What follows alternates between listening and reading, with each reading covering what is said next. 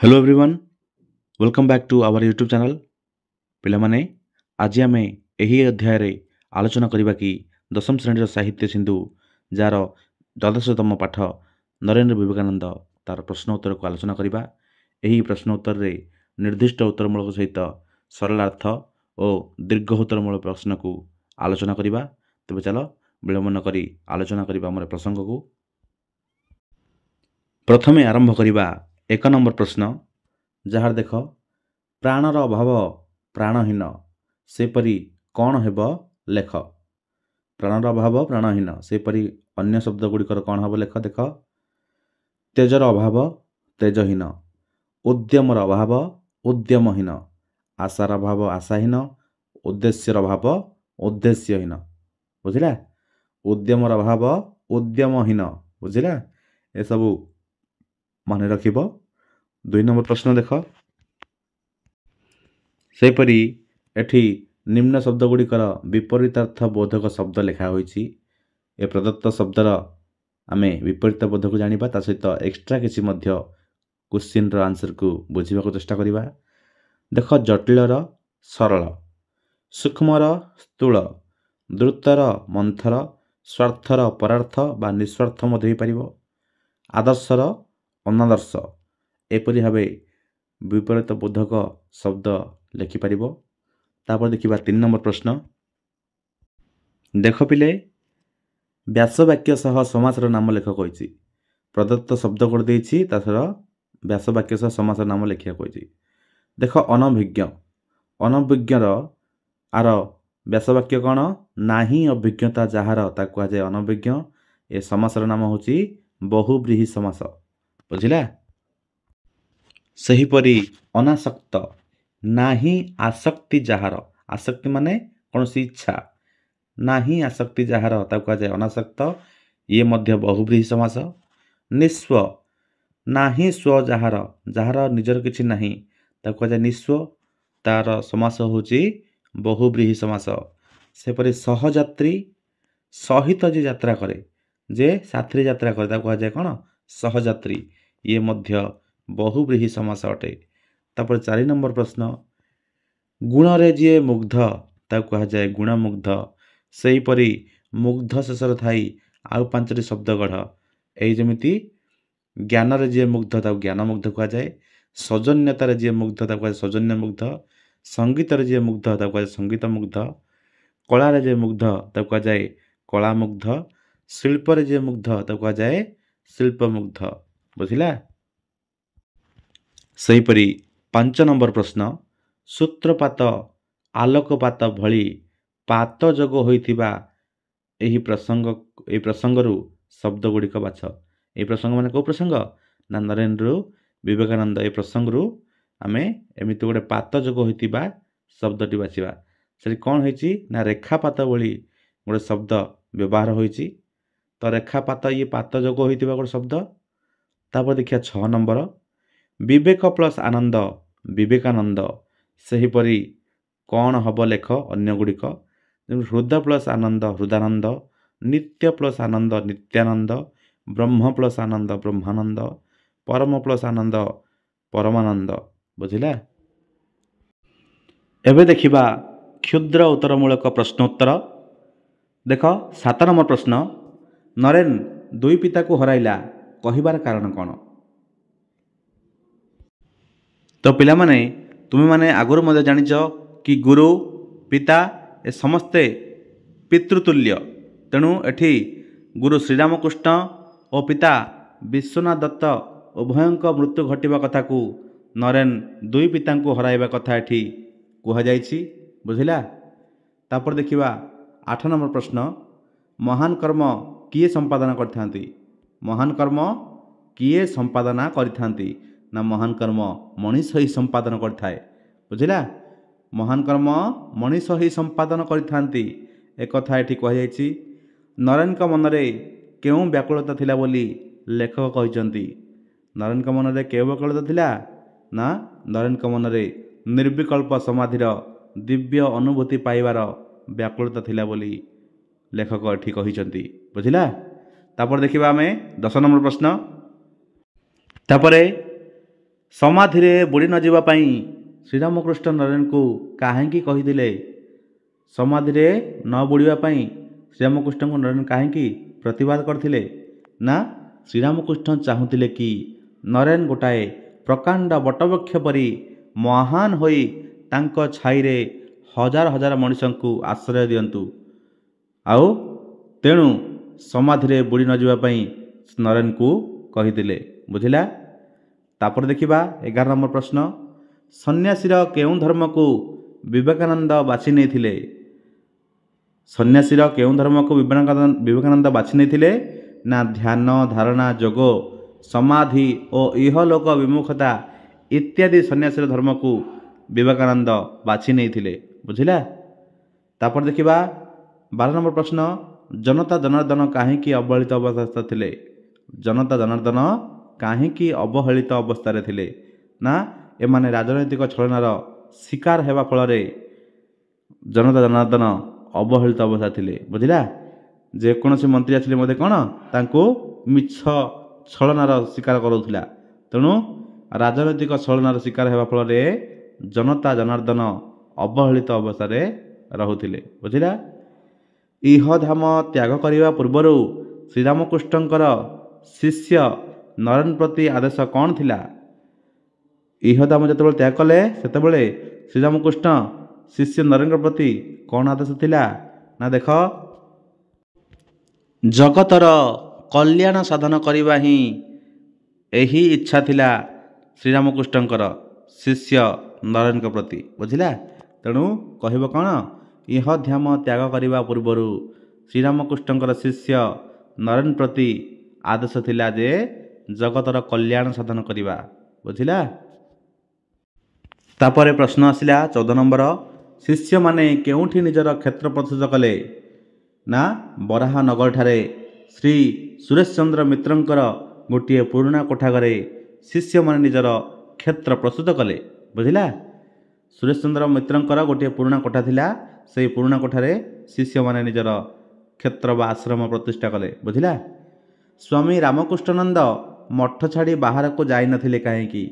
କାରଣ ତୀର୍ଥଯାତ୍ରାରେ ଯାଇଥିବା ସନ୍ନ୍ୟାସୀମାନଙ୍କ ମଧ୍ୟରୁ କିଏ କେତେବେଳେ ଫେରିବ ସେହି ଅପେକ୍ଷାରେ ରହିଥିବାରୁ ସ୍ୱାମୀ ରାମକୃଷ୍ଣାନନ୍ଦ ମଠ ଛାଡ଼ି ବାହାରକୁ ଯାଇନଥିଲେ। ବୁଝିଲା?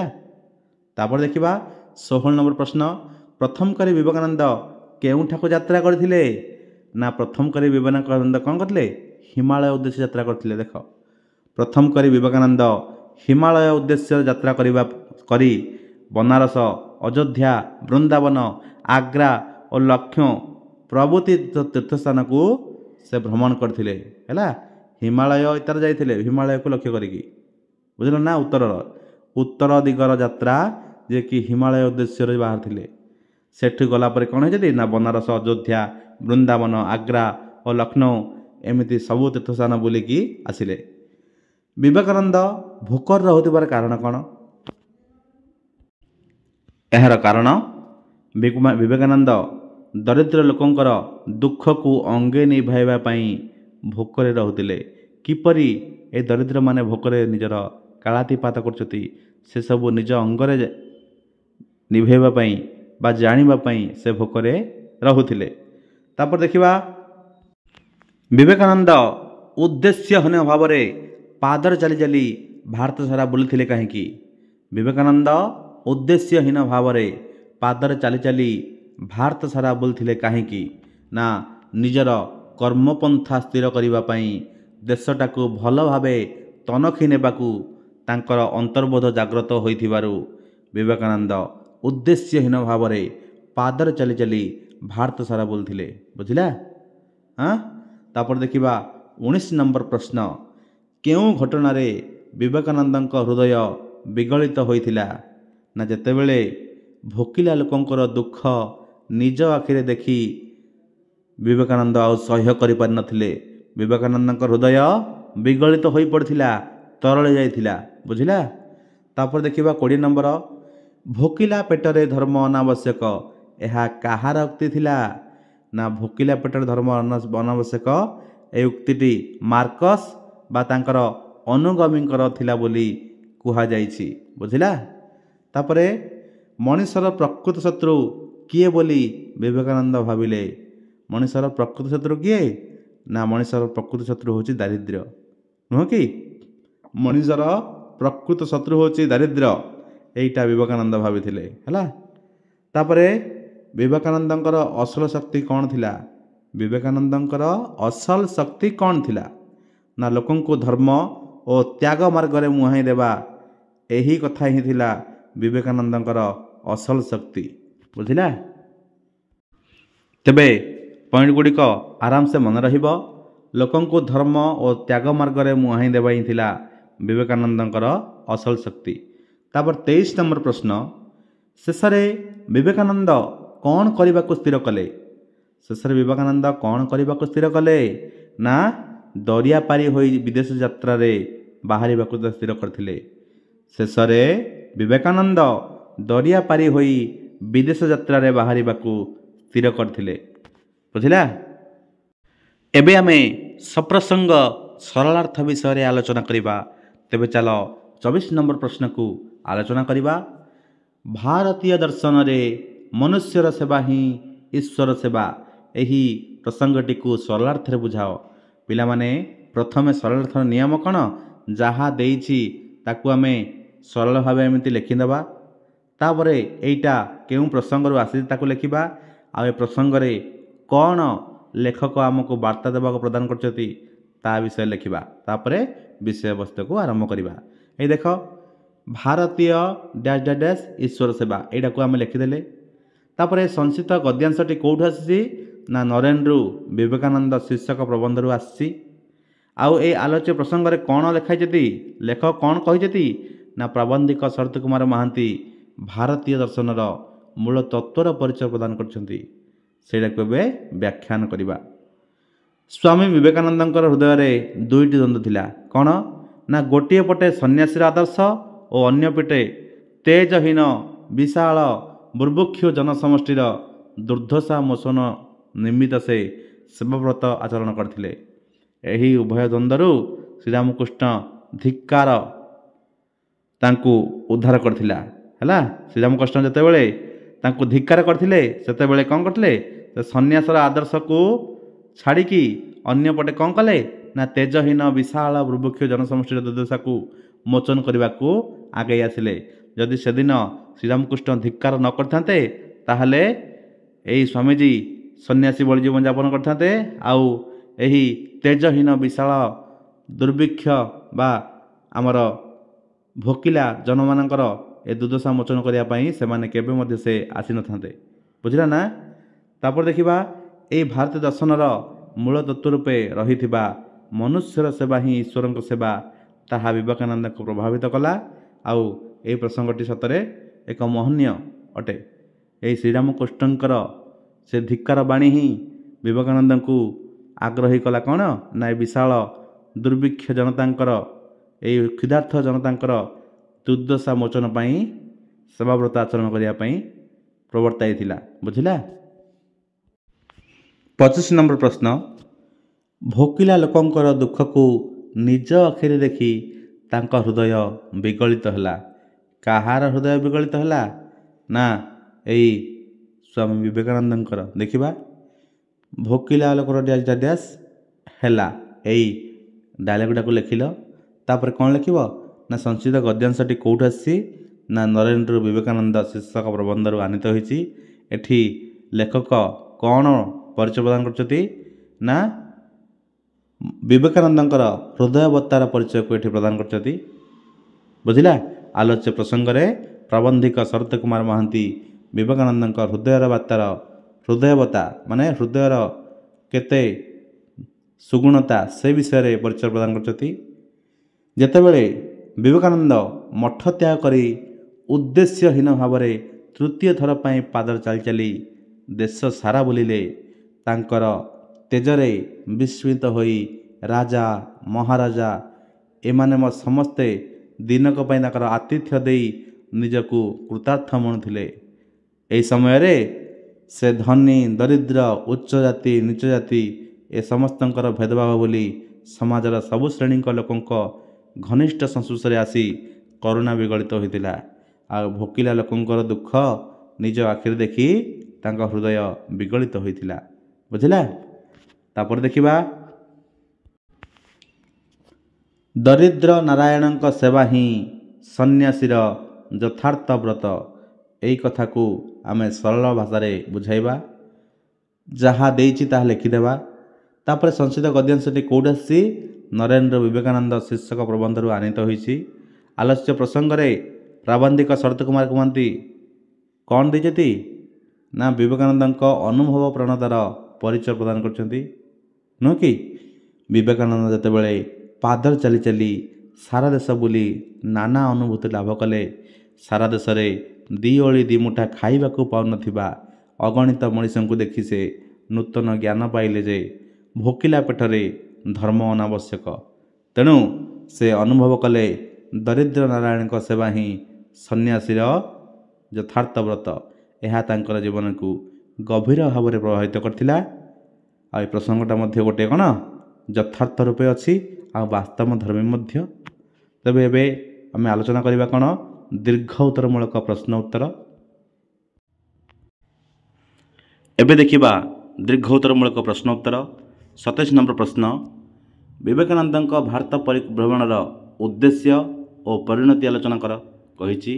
ଯଦି ଏମିତି ଆସେ ତେବେ ତୁମେ ପ୍ରଥମେ ପ୍ରାବନ୍ଧିକଙ୍କ ବିଷୟରେ କିଛି ଲେଖିବ, ତାଙ୍କର କିଛି ରଚିତ ଗଦ୍ୟ କି ପଦ୍ୟ ସେତିକି ଲେଖିବ, ଆଉ ସେ କିଛି ଉପାଧି ଗ୍ରହଣ କରିଥିଲେ ସେଗୁଡ଼ାକ ମଧ୍ୟ ଲେଖିବ। ତାପରେ ଏହି ବିଷୟବସ୍ତୁକୁ ଆଲୋଚନା କରିବ। କେଉଁ ବିଷୟବସ୍ତୁ ନା ଯେଉଁ ବିଷୟବସ୍ତୁ ବିବେକାନନ୍ଦଙ୍କର ଯେଉଁ ଭାରତ ପରିଭ୍ରମଣର ଉଦ୍ଦେଶ୍ୟ ଥିଲା ତାହା ଲେଖିବ, ତାର ପରିଣତି ଲେଖିବ। ବୁଝିଲା। ଦେଖ ସେମିତି ଲେଖା ହେଇଛି। ଦେଖ, ପ୍ରାବନ୍ଧିକ ଶରତ କୁମାର ମହାନ୍ତି ଓଡ଼ିଆ ସାହିତ୍ୟ ଜଣେ ସ୍ମରଣୀୟ ନାମ।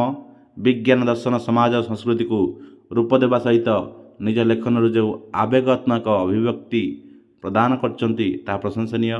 ନରେନ୍ଦ୍ରରୁ ବିବେକାନନ୍ଦ ଶୀର୍ଷକ ଏହି ପ୍ରବନ୍ଧରେ ପ୍ରାବନ୍ଧିକ କ'ଣ କହିଛନ୍ତି ନା ସ୍ୱାମୀ ବିବେକାନନ୍ଦଙ୍କର ଭାରତ ପରିଭ୍ରମଣର ଉଦ୍ଦେଶ୍ୟ ଓ ପରିଣତି ସମ୍ପର୍କରେ ବଳିଷ୍ଠ ସୂଚନା ଦେଇଛନ୍ତି। ତାପରେ ତାର ବିଷୟବସ୍ତୁକୁ ଆଲୋଚନା କରିବ। କ'ଣ ଦେଖ, ଆଧ୍ୟାତ୍ମିକ ଜଗତର ଶ୍ରେଷ୍ଠ ବ୍ୟକ୍ତିତ୍ୱ ବିବେକାନନ୍ଦ ମାନବୀୟ ଆବେଗରେ ପରିପୂର୍ଣ୍ଣ ଥିଲେ। ଶ୍ରୀରାମକୃଷ୍ଣଙ୍କର ଆଦର୍ଶ ଓ ଆଦେଶ ତାଙ୍କୁ ମାନବବାଦୀ କରି ଗଢ଼ି ତୋଳିଥିଲା।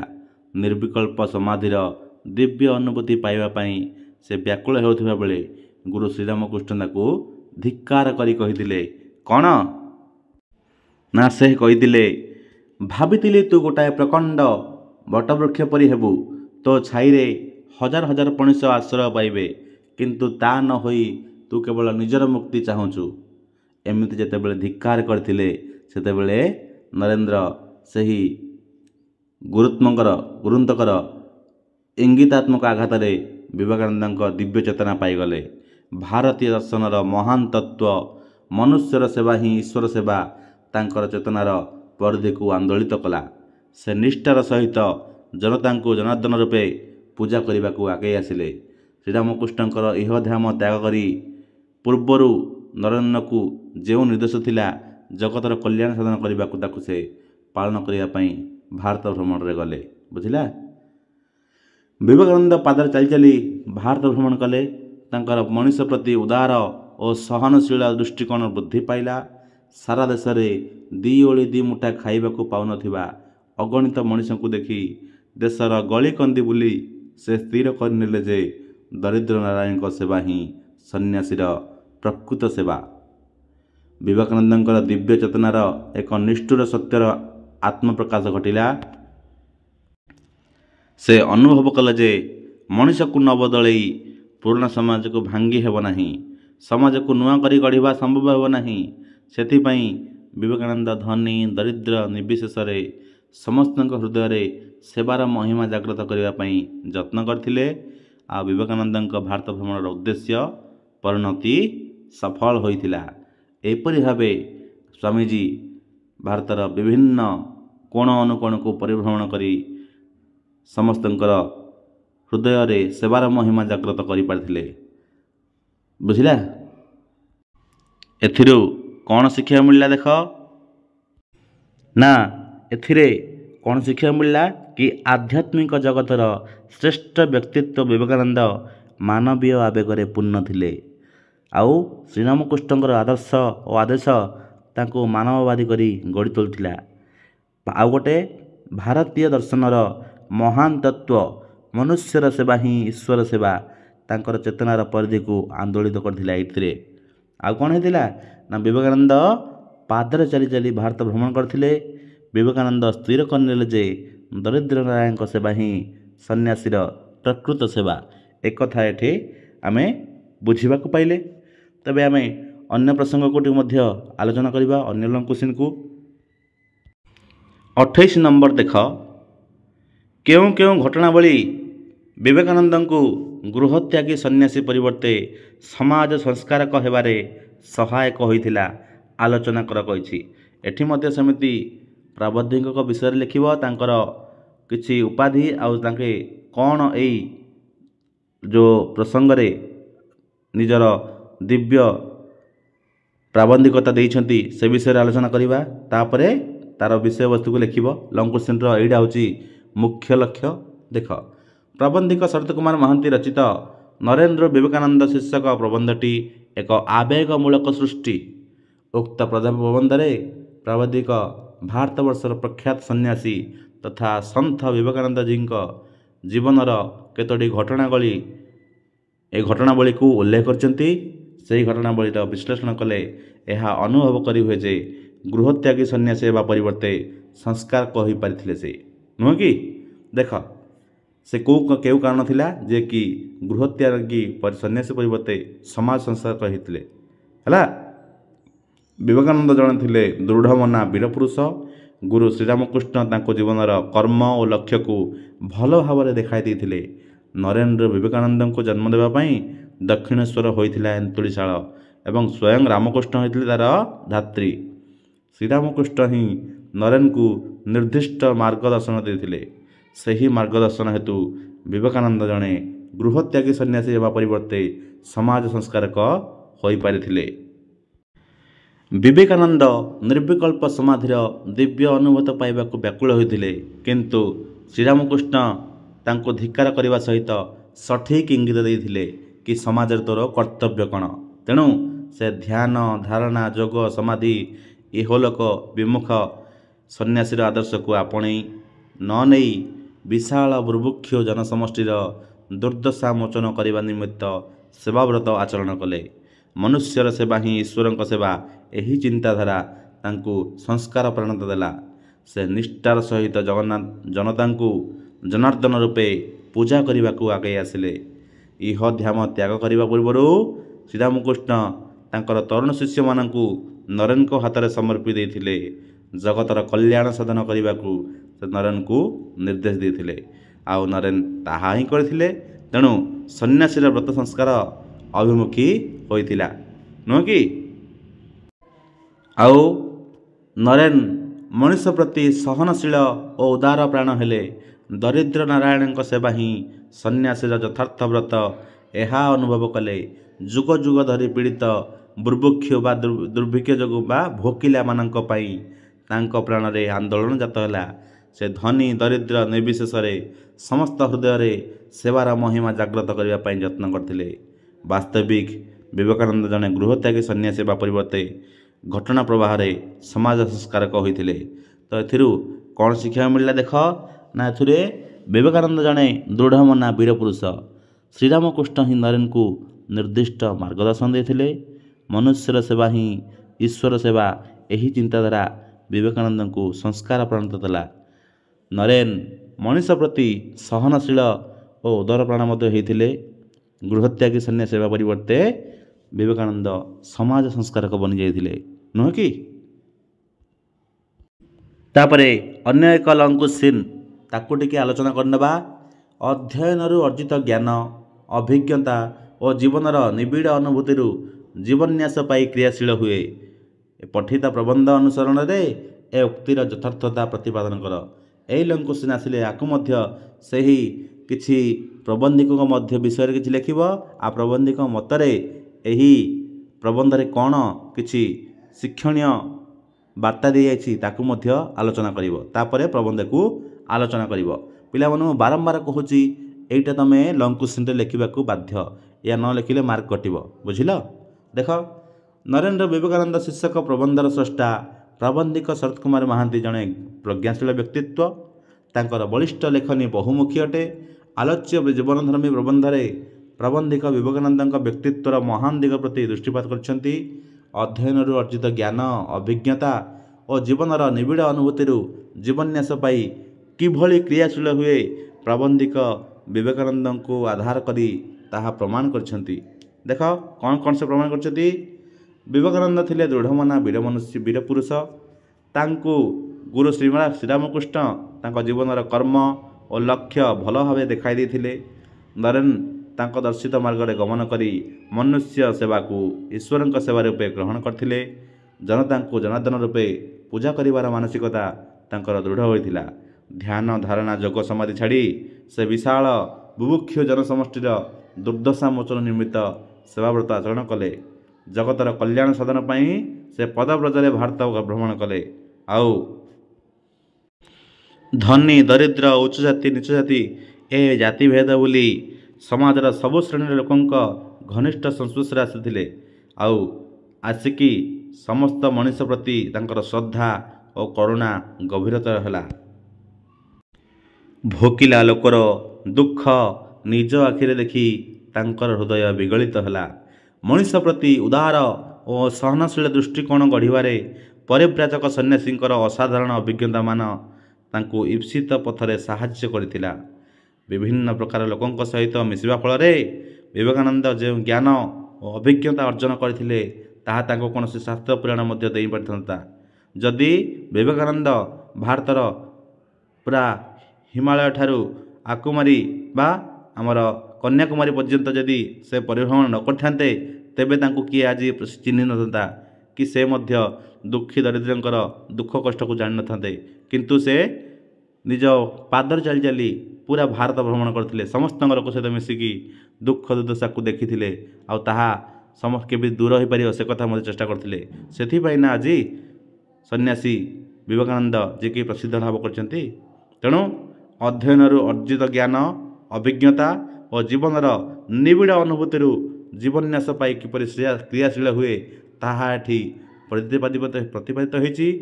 विवेकानंद जड़े परिव्राजक सन्यासी होइतिबारु ज्ञानार्जनर विशेष सुजोग पाइथिले। ज्ञानी पंडितों ठारू ज्ञान आहरण सहित देशर ऐतिह्य और शास्त्र पुराण मध्य चर्चा करथिले। तेणु ताहा तांको जीवन को प्रभावित करथिला। एठी शिक्षण जिनस कौन हम देख ना विवेकानंद थिले जड़े दृढ़मना वीरपुरुष। जनता को जनार्दन रूपे पूजा करिवार मानसिकता तांकर दृढ़ होइतिला। जगतर कल्याण साधन पाई से पदव्रजरे भारत आक्रमण करथिले। विभिन्न लोकों सहित मिशिया फल से नानाविध ज्ञान और अभिज्ञता मध्य अर्जन करथिले। ताहा तांको जीवन को प्रभावित करथिला। ए सबु एठी शिक्षा मिले। तेबे एठी पिलामानंक पई किछि 15टी भेरी भेरी इंपोर्टेंट क्वेश्चन जे कि नहीं आसी। पिला माने यार आंसर को प्रैक्टिस करने को चेष्टा करेंगे जे कि 15 मिनट 15 मार्कर ऑब्जेक्टिव क्वेश्चन आसीबो सेटा को पिला माने प्रैक्टिस करने। देख नरेन्द्र को श्रीरामकृष्ण कौन भल भाव देखाई देथिले। नरेन्द्र को श्रीरामकृष्ण कौन भल भाव देखाई देथिले आर आंसर केमि किए कहि परिबो निज कमेंट माध्यम निजे मध्य मतामत दे परिबो। आर सठिक आंसर हम कौन ना श्रीरामकृष्ण नरेन्द्र को तांकर जीवनर कर्म और लक्ष्य भल भाव देखाई देथिले हैला। तापरे आ गोटे क्वेश्चन कौन ना विवेकानंदर केउं रहस्यमयता को बुझीबार आशा रखिबा दृष्टता बोली लेखक कहते।